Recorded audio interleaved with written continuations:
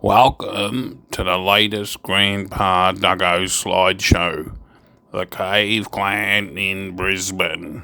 It was April 6, 1990, where Dougo and Rusco booked they were called mystery flights, and I think you paid like $50, and you went to the airport in the morning and you got on any plane that had spare seats, basically, and then you flew back on one at the end of the night. I worked in the travel industry, and I arranged, when I booked the ticket, I booked it at Australian Airlines, and I said to them I'd really like to get to Brisbane, and they're like, 95% we can get you on a Brisbane flight. Another little thing that happened was we had all Australian Airlines stock in where I worked, and they had this deal coming up where you got a box of chocolates and a bottle of champagne and an Australian Airlines t-shirt. And the deal was starting, the week after I got back. And I acquired one of the shirts and I gave it to Rusco, and he wore it on the flight. And all the staff were like, I haven't seen that shirt. Where did you get that from? Yeah, so he's the centre of attention. Look at him there, loving being the centre of attention. The other thing that Rusco pointed out, I was having a chat to him about this trip just the other day, and he was like, well, we got this cheap $50 mystery flight, but back then, late 80s, 90s, airfares were really expensive. Yeah, we just looked like a couple of scumbags in amongst all these nicely dressed and well-to-do people, especially coming home wearing, soaked shoes and pants from the Brisbane River, which, as we know nowadays, isn't the best thing to do. I think we got a bus from the airport. Is that even a thing? No, we definitely got a bus because the bus depot thing was in the city. We got out and we basically walked to Brisbane River. We'd done no research. As I always say, this was before the internet. And we walked straight to Brisbane Darky. We knew we didn't have a lot of time, so we basically just walked to a point of the river and then started walking one direction. And it was just a power of the clan thing. We just suddenly, there it was, first train. We literally walked the most direct route you could to Brisbane Darky. As you know, the tradition generally we named each interstate train Darky. I don't think we did with Canberra as the exception. And it turned out being a really good train. You can see here Rusco, and then a more modern photo of Green. There was lots of walnuts in there. I think Rusco was eating them. We used to do this thing where in Melbourne, someone would crawl up a side tunnel to try and find a way out. Because we were so mature. We'd get the camera out. We'd write graffiti on the tunnel, fuckhead, and an arrow pointing to them. And then as they come out, you'd take a photo of them. We did it a few times. I think I've got one of Sloth somewhere. Anyway, that's what that graffiti is reference to. That big, I don't know what you call it, a doll room or something. That big room with the gate, the floodgate thing. That wasn't there when we first did it. Back, and then we just started walking along the river. We see some drains on the other side, which I think we recorded somehow. We just said there are drains on the other bank where you had that World Fair or whatever it was. Then we're sort of getting to the stage where we're like, oh shit, we're going to have to start heading back, because even though they say first flight, last flight, we didn't have a really late flight.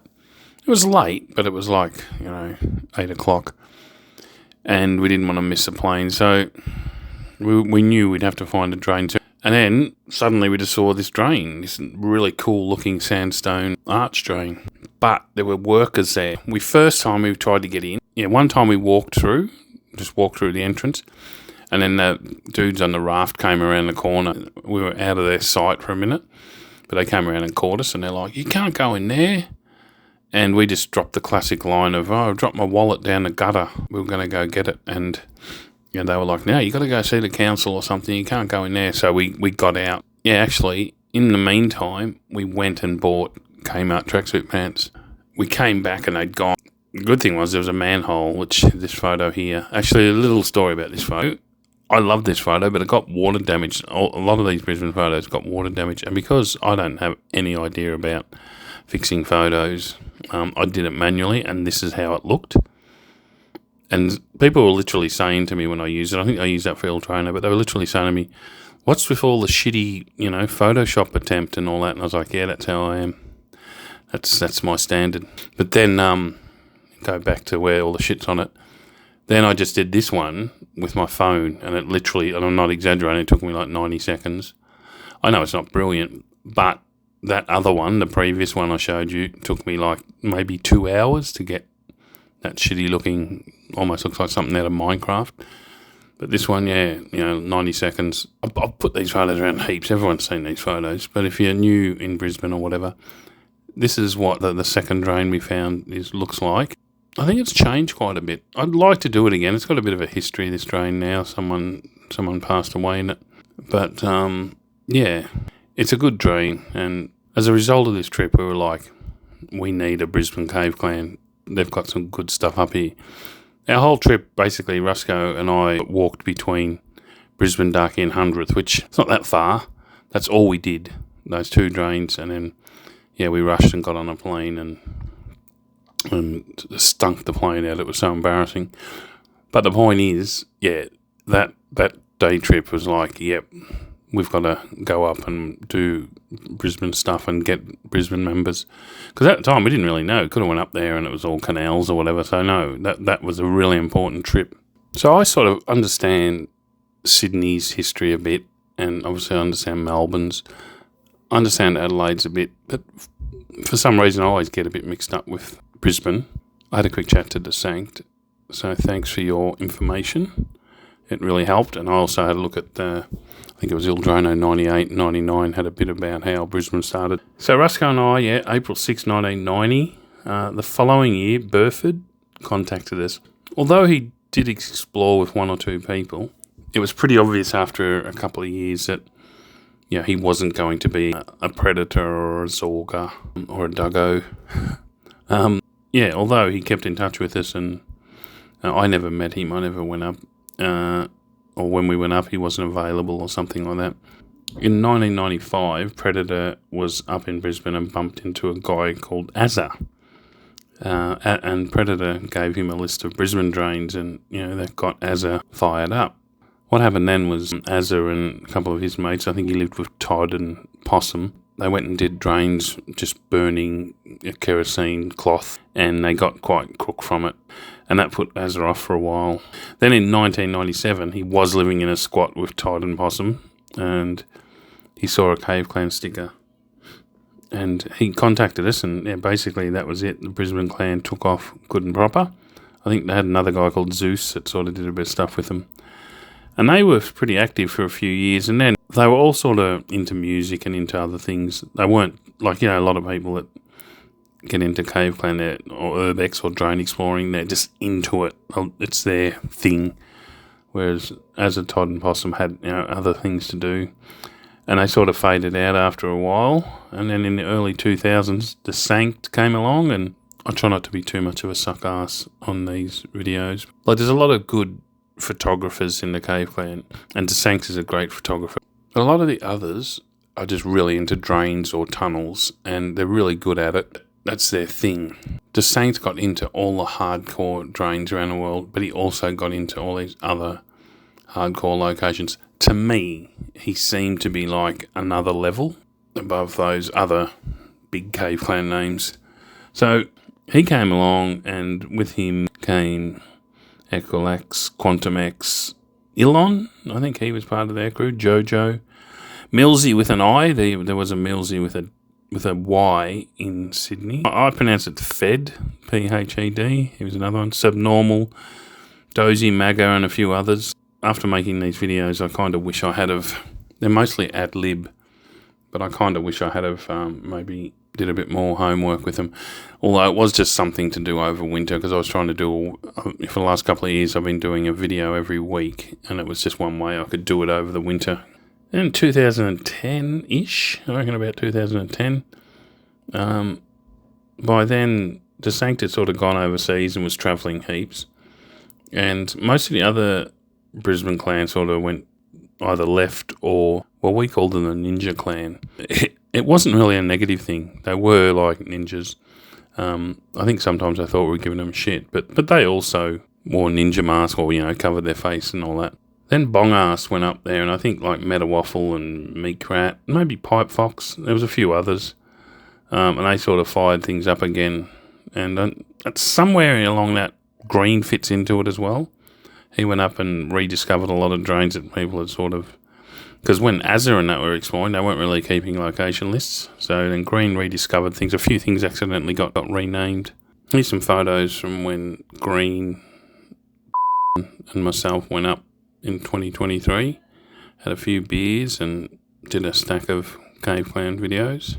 I'd also like to thank Novello again for submitting some of her photos to this. It really does add a touch of class. Forbidden, I just asked if anyone wanted to do any, and Forbidden straight away just offered. So I'll always like that when someone just puts a hand up. I don't have to twist their arm. I asked to Sanct, and he just said, yep, use whatever you want that's in the public already. These two photos were taken by Textbook Hippie. I don't think I ever met Textbook Hippie. If I did, it would have been like at the Clunnies or maybe on a big expo. These two photos are two of my favourite photos I've got on my computer. Neither of them are mine. They both belong to Textbook Hippie. Hopefully I've got that right. Love those photos. And how I found out that they were Textbook Hippies was, I was on probably Reddit, and he posted these photos and he said, I've got cancer, so I just want to post some of my photos up for people to remember me by, type thing. Which is really sad. I just got talking to him. He mentioned in these posts that he was part of the Cave Clan. Yeah, and then he sadly passed away. You know, rest in peace, Textbook Hippie. But I love your work, and, you know, obviously he was an intelligent photographer. Okay, might wrap it up. Yeah, so hope you enjoyed it.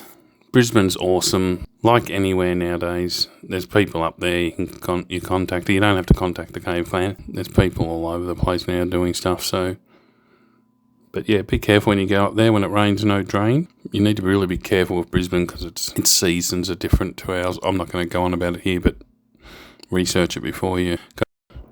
All right, thanks for watching. Next week, if everything goes to plan, is Tassie.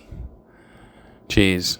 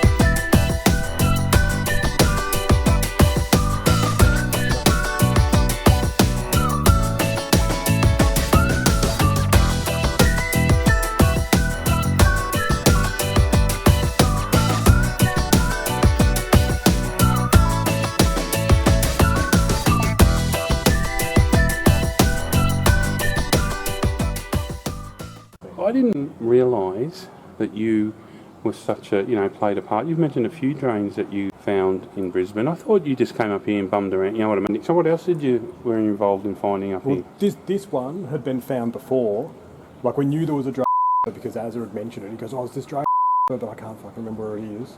And then the first time we come, it's full of fucking graff now. The first time we came here, there was no tags. The only graffiti in the whole drain was like a Phil and Azza tag somewhere. Yeah. And so we sort of knew it, and I found it by like just looking at, you know, the old method of looking at the street directory and going, there's a creek that ends, it's worth checking out. I went and had a look in the day, and it's like, yep, that's the drain, but it was like high tide, so we came back that night and did it at low tide. So it's sort of, I suppose we sort of refound this one, but we knew it was here somewhere. And it was the same thing with Aqua Cave. It's like, we know it's here somewhere and just went and found it.